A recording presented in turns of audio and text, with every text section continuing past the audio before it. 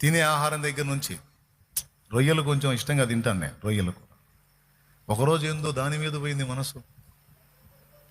సిల్లీగా ఉంది అనుకోవద్దు, నీకు ఎట్టున్నా సరే, ఎందుకో చెప్తాను. ఈరోజు ఆ రోజు తినాలనిపించింది. అంత బాలింత వ్యవహారం. దేవునికి స్తోత్రం. వేవిళ్ళోళ్ళు బాలింతలోళ్ళు అంటారే. ఏం చేద్దాం, సరైన ఫుడ్ దొరకట్లా. మరి ఆ రొయ్యలు ఎప్పుడు అంతకుముందు కొంచెం టేస్ట్గా తిన్నాను. ఈ సేవలోకి కొంచెం దూరం అయినాయి. అడగలే, అసలు దేవుని కూడా అడగలా. రొయ్యలు దించి అన్నులైనా అనుకున్నాను మనసులో.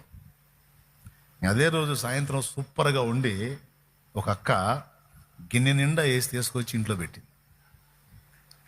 నాకు తెలియదు ఇంట్లో ఆ కూర ఉందని. ఫుడ్ పెట్టని కూర్చుంటే శుభ్రంగా అన్నం వేసి ఆ రొయ్యలు కూర గుమ్మరిచ్చింది ఎస్తేరు. వాట్ ఈస్ దిస్ అన్న?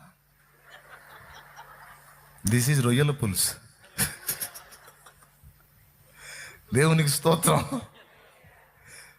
ఎట్లా వచ్చింది ఇది? ఫలానా సోదరు తెచ్చి ఇచ్చింది.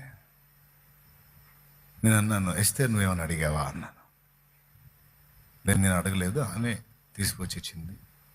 అబ్బాయికి పెట్టని తెచ్చి ఇచ్చింది. మీరు నవ్వారు, నేను దాన్ని చూసి ఏడ్చాను. ఎందుకు?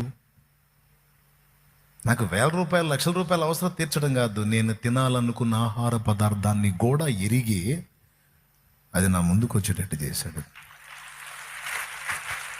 తినరా, తిని ఆశపడ్డాడు, తిను, కడుపు నిండా తిను.